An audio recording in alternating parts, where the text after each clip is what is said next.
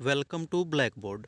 Friends, मैं ये मान के कॉम्बिनेशन सीरीज़ का सेकंड लेक्चर आपके सामने रख रहा हूँ कि आपने अब तक पहला लेक्चर खूब अच्छे से 2 बार 3 बार देख लिया होगा, उसके नोट्स को बना लिया होगा, सारे बेसिक्स को अच्छे से कवर कर लिया होगा। अगर किसी कारण से आपने पहला लेक्चर मिस कर दिया है तो प्लीज़ रिक्वेस्ट है आपसे, उसको एक बार ज़रूर देख लीजिएगा। इस वीडियो ख़त्म होने के बाद अच्छे से सारे बेसिक्स को कवर करिएगा और फिर इसके क्वेश्चंस को दोबारा से समझने का प्रयास करिएगा, जिससे कि आपको कोई दिक्कत नहीं हो। रिकॉर्डेड फॉर्मेट का आपको फ़ायदा भी मिलता है, उसका भरपूर फ़ायदा उठाइए कि आप चाहे तो जितनी बार मन करे इस वीडियोस को देख सकते हैं। तो बेसिक्स कवर करने के बाद से दोबारा देखिएगा, 2 बार में ना हो 3 बार में देखिएगा, और उसके बाद भी दिक्कत लगे तो हमसे संपर्क ज़रूर करिएगा, ठीक है।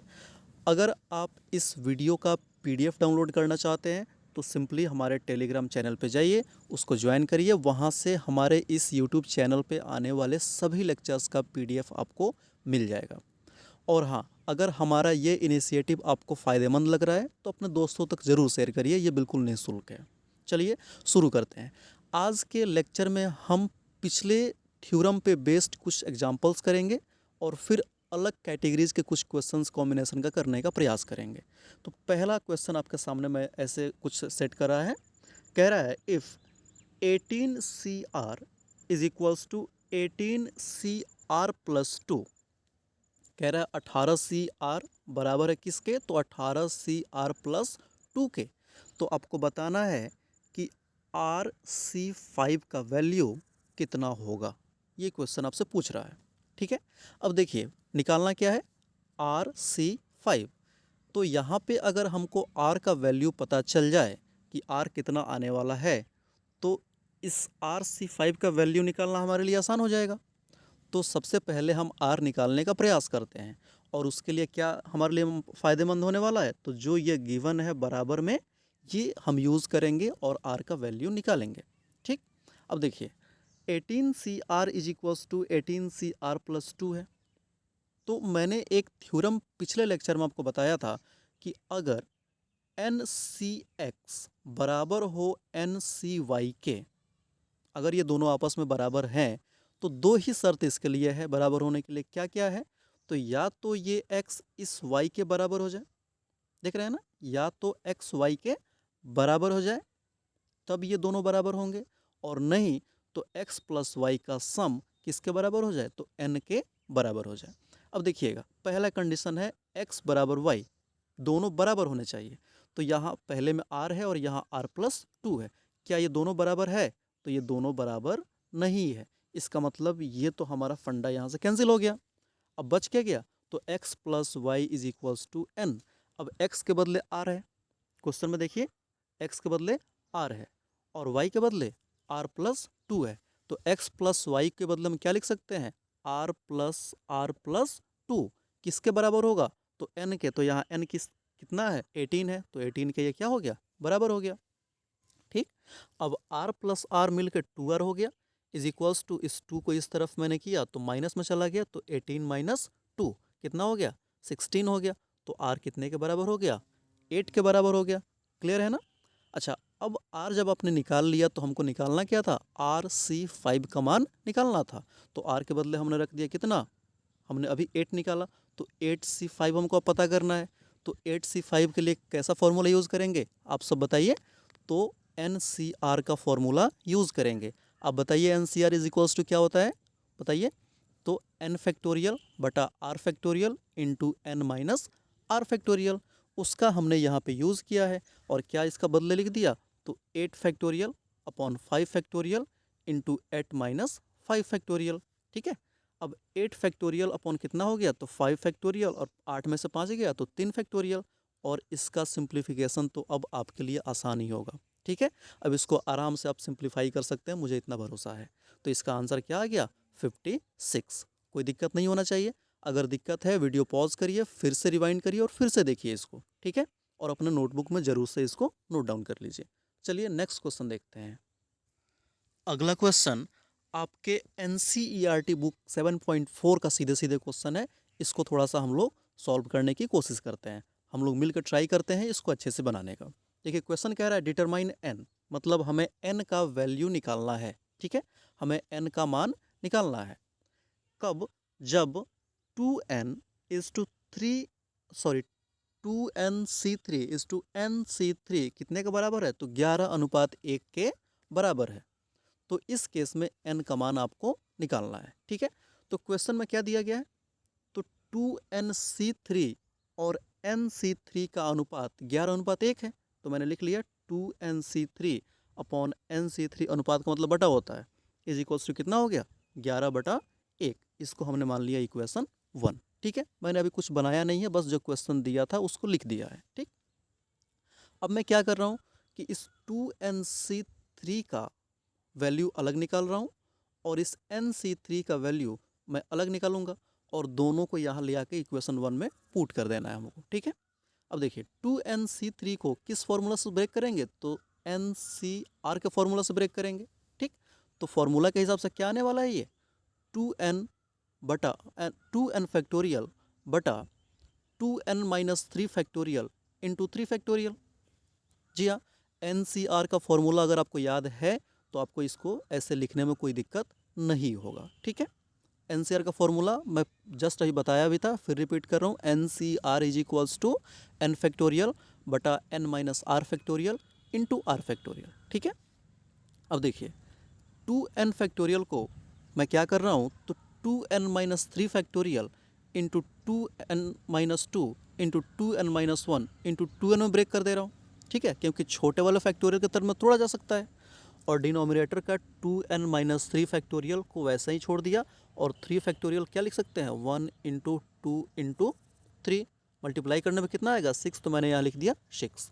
अब 2n-3 फैक्टोरियल से ये 2n-3 फैक्टोरियल कैंसिल हो गया, क्या बच गया? तो 2n-2 into 2n-1 into 2n, अब बटा कितना? तो ये 6। ठीक है, ये हमारा वैल्यू हो गया किसका? तो 2nc3 का। हमें एक और अभी वैल्यू निकालना था, nc3 का वैल्यू। ठीक है, अब देखिए nc3 को सेम फॉर्मूला पर क्या लिख दें? n फैक्टोरियल बटा n-3 फैक्टोरियल इंटू 3 फैक्टोरियल।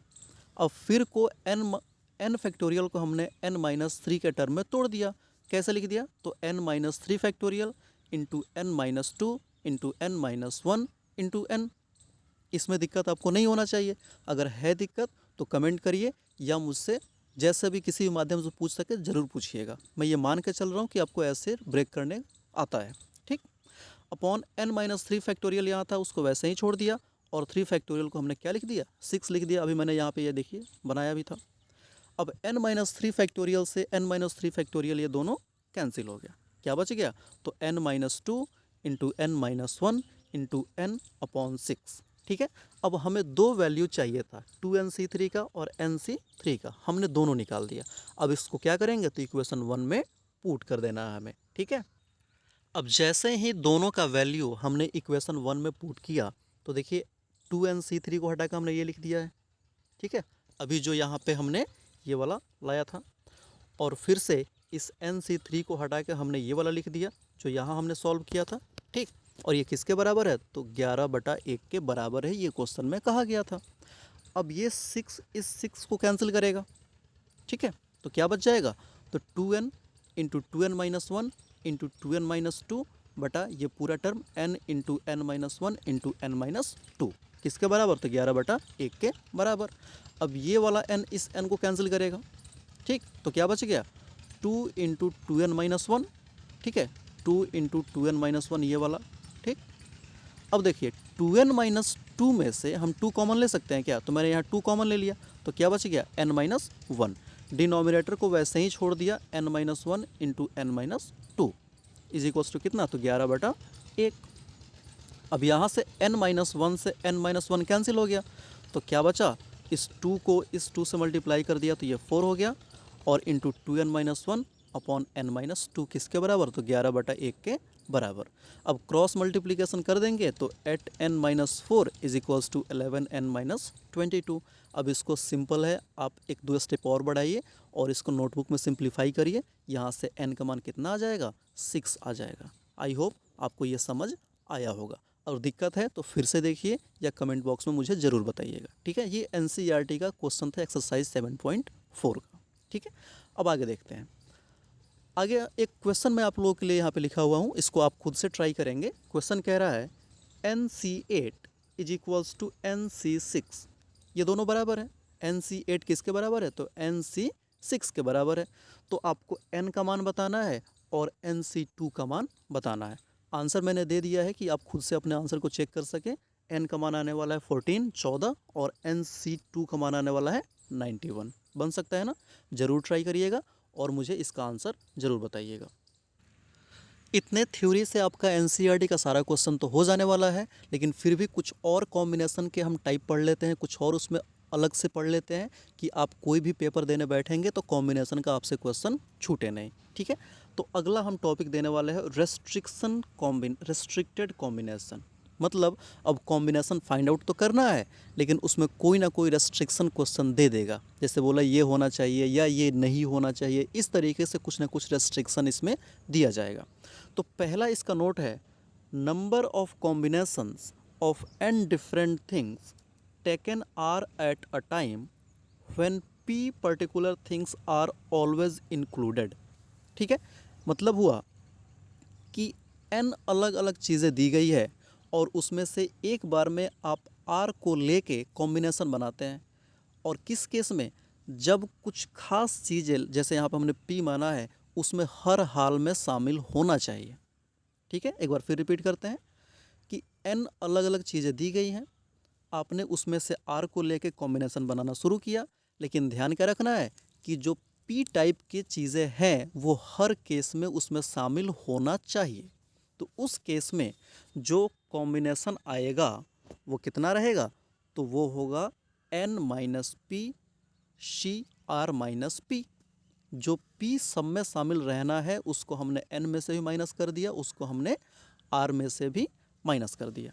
ठीक है, दूसरा पॉइंट है नंबर ऑफ कॉम्बिनेशंस, मतलब कॉम्बिनेशन की संख्या of n different things, n अलग अलग चीज़ों का, टेकन r, मतलब एक बार में आप कितना ले रहे हैं? तो r ले रहे हैं, जहाँ p जो चीज़ है उसको आप हमेशा शामिल नहीं कर रहे हैं।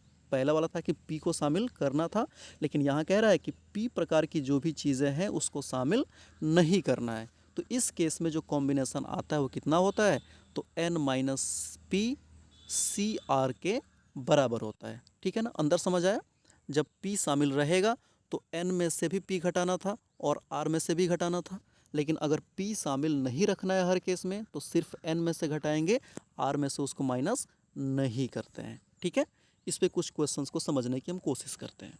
पहला आपके सामने एग्जांपल रखा गया है, क्वेश्चन अच्छे से समझिएगा। कह रहा है find the number of sides of a polygon having 44 diagonals. जी हाँ, क्वेश्चन बहुत बढ़िया है।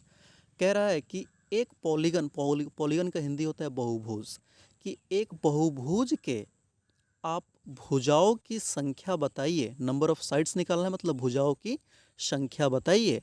अगर उसके डायगोनल मतलब होता है विकर्ण, उसके विकर्ण की संख्या कितनी है? 44 है। हिंदी में फिर बता रहे हैं कि एक बहुभुज के भुजाओं की संख्या बताइए जिसके विकर्णों की संख्या 44 दिया गया है।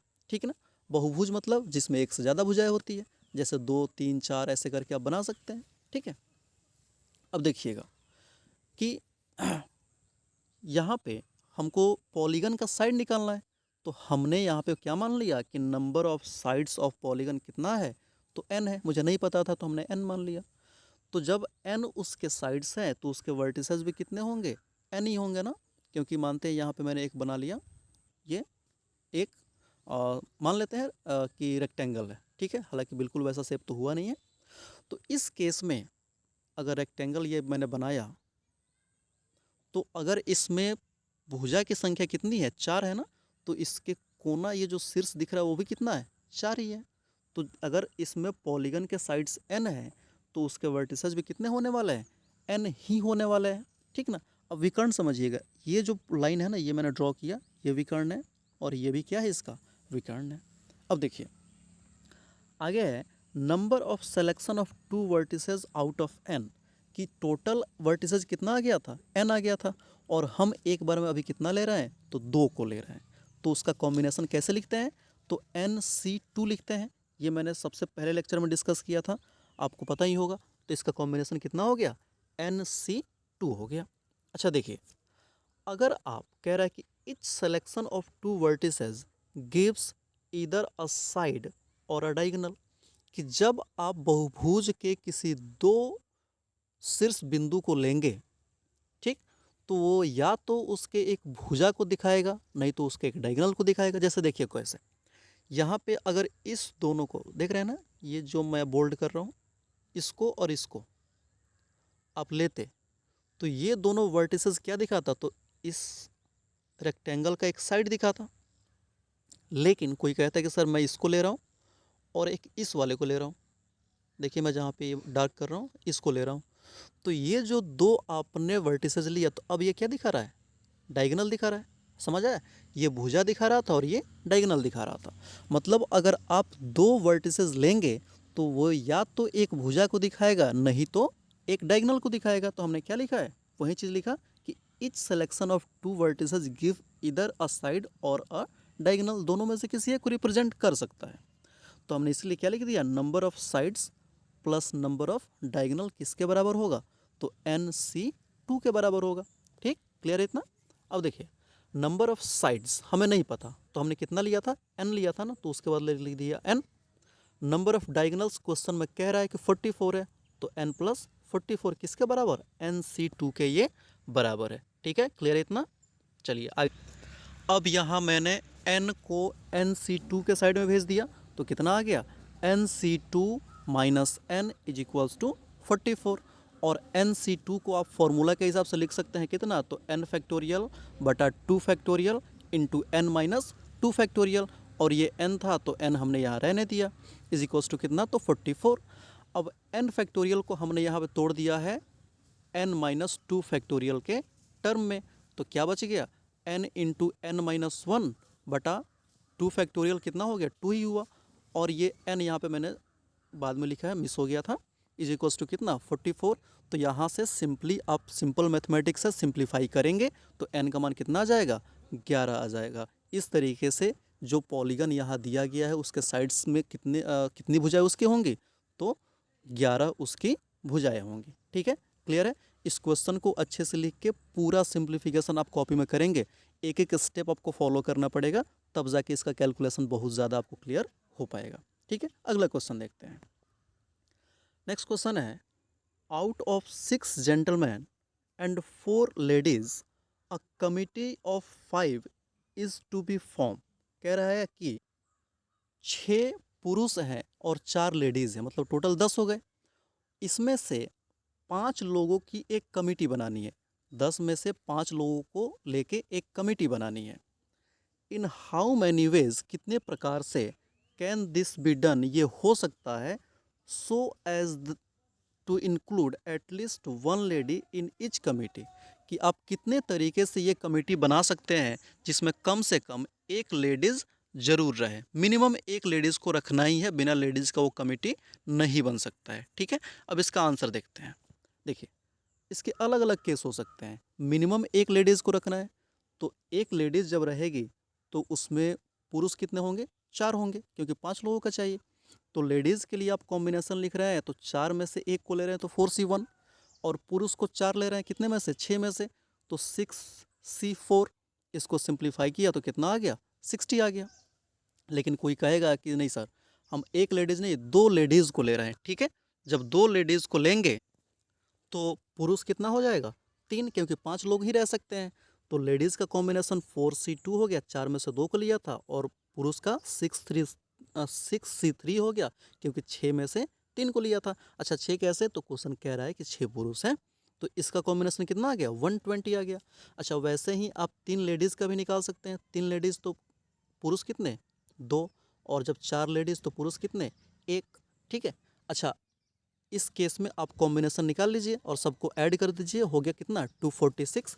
इसका मतलब कितने तरीके से कमेटी बन सकती है, तो टोटल 246 तरीके से कमेटी बन सकती है। अच्छा आपके मन में एक क्वेश्चन आ रहा होगा, मुझे पता है, कि सर आपने यहाँ 1 2 3 4 4 लेडीज़ को ले लिया, ऐसा भी तो कर सकते थे ना कि 5 लेडीज़ का बना दे, क्योंकि क्वेश्चन ये नहीं कह रहा है कि पुरुष होना चाहिए, सब का सब लेडीज़ ही रख लेते हैं। हाँ तो होशियार बहुआ, ऐसे नहीं सोचना है। क्योंकि क्वेश्चन ने कहा है कि आपके पास टोटल 4 ही लेडीज़ है, 5वीं लेडीज़ है ही नहीं। अगर 5वीं लेडीज़ होती तो हमने 5 लेडीज़ को लेके कमेटी बना देना था, लेकिन यहाँ 4 से ज़्यादा लेडीज़ है नहीं, तो मेरे पास मजबूरी था कि हम 4 लेडीज़ और 1 पुरुष रख सकते हैं, 5 लेडीज़ को हम एक साथ नहीं रख सकते हैं क्योंकि 5 है ही नहीं हमारे पास। क्लियर है? चलिए, आई होप आपको ये क्लियर हुआ होगा। एक क्वेश्चन और जो एनसीईआरटी का है, आपके एक्सरसाइज 7.4 का क्वेश्चन कह रहा है कि in how many ways can a team of 3 boys and 3 girls be selected from 5 boys and 4 girls. कह रहा है कि कितने तरीके से एक टीम बना सकते हैं जिसमें 3 लड़के और 3 लड़कियां रहें, जबकि टोटल लड़कों की संख्या कितनी है, 5 है, और लड़कियों की संख्या कितनी है, 4 है। तो सिंपल क्वेश्चन है, बहुत ही सिंपल है। लड़कों के लिए कॉम्बिनेशन देखिए, टोटल कितने थे, 5 थे ना, और लेना कितने को था, 3 को लेना था, तो इनका कॉम्बिनेशन 5C3 हो गया। लड़कियां टोटल कितनी थी, 4, लेना कितने को था, 3 को लेना था, तो इनका कॉम्बिनेशन 4C3 हो गया। और दोनों को एक साथ आप लेने वाले हैं, तो इसका राइट आंसर क्या हो जाएगा, 5C3 इंटू 4C3। इसको सिंप्लीफाई कर लीजिए तो इसका आंसर आ गया 40। तो टोटल आप 40 तरीके की टीम बना सकते थे, 5 लड़के और 4 लड़कियों को लेके, जिसमें से 3 लड़के होंगे और 3 लड़कियां होंगी। ठीक है, क्लियर है इतना? अगर आपने ये सभी चीज़ क्लियर कर लिया है तो अगला एक और लेक्चर हम कॉम्बिनेशन का देंगे, जिसमें आपके 7.4 का सारा क्वेश्चन हम डिस्कस कर लेंगे। इस तरीके से कॉम्बिनेशन सीरीज़ हमारा यहाँ पे समाप्त हो जाएगा। इस वीडियो को मैं रिक्वेस्ट करूंगा आप दोबारा ज़रूर देखिएगा, क्योंकि थोड़ा सा क्वेश्चन ट्रिकी है, थोड़े से कैलकुलेशन भी टफ है, तो दोबारा देखिएगा तो ज़्यादा आपको फ़ायदा होगा। आई होप आपको सब कुछ अच्छा लगा होगा। Thank you for watching, thank you very much.